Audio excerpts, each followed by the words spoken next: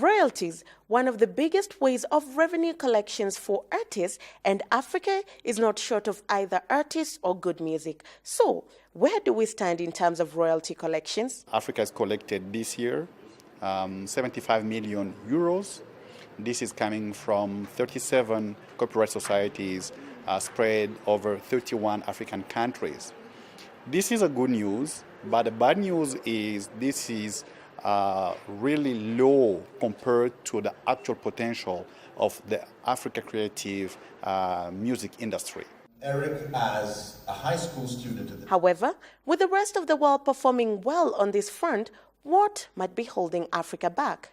A number of actors are holding back. You may, first of all, need to look at the legislative framework, the legal framework in a number of countries. Let me take the example of the private copying. The private copying enable authors to perceive small royalty from devices serving for copies of works. And in Africa, as of today, only 6 countries have in place a legislation enabling to collect royalties on those devices out of 54. So we need to look at the legislative framework.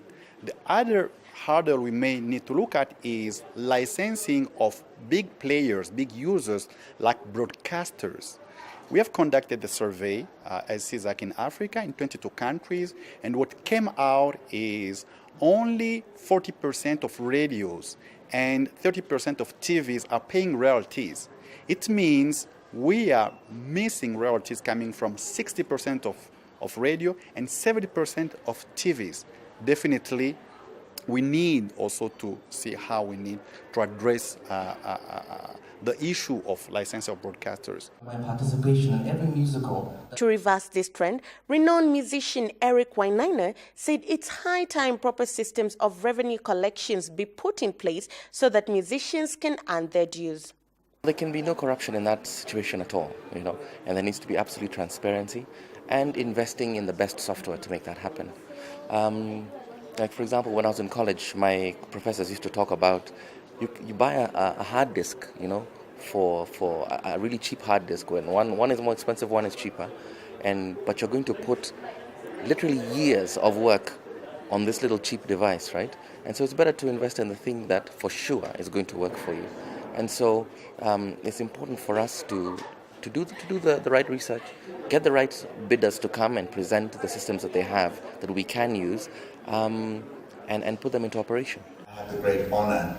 Eric further emphasized that artists need not only to depend on their royalties as their source of income. I have broadened my revenue streams.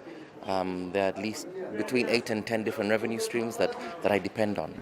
And so some of them are quite reliable, like, for example, the work that I've done with Tinga Tinga. There's 4 royalty checks that come every single year, and it's clear. They come in April, they come in July, they come in October, and come in December, and that happens through PRS, which is the collecting agency in the UK, and that's very reliable. Skiza comes monthly, that's reliable.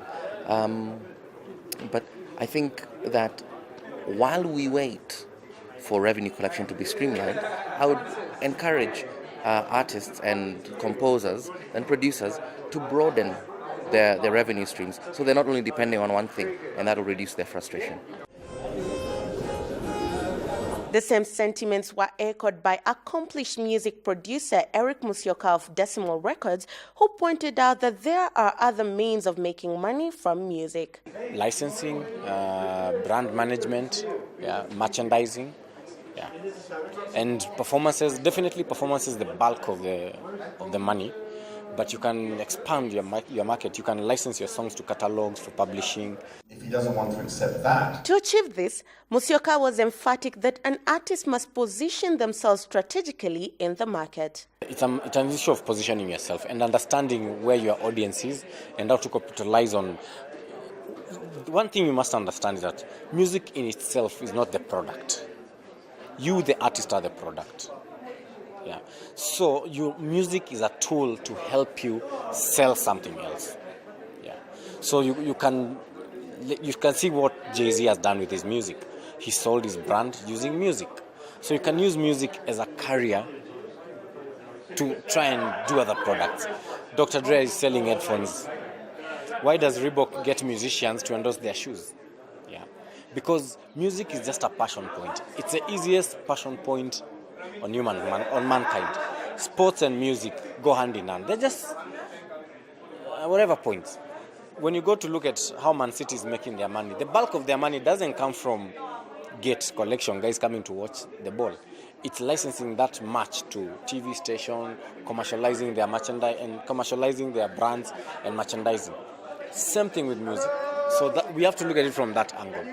Don't just think I'll make the song and this song, I'm gonna sell it and make money.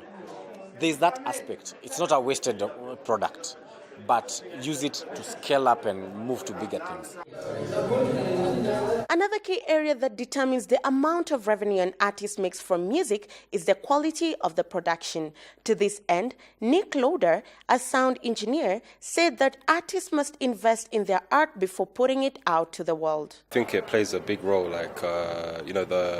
the higher quality the production and recordings are, the more impact they'll have, not just in the local market, but internationally, which will play a big part in bringing forward the industry here in East Africa. With musicians currently crying foul of the Nigerian takeover and most recently Bongo, Musyoka laid bare the bitter truth. There's no discord. Yes, the market is now bigger and there are more louder vendors. It's that simple.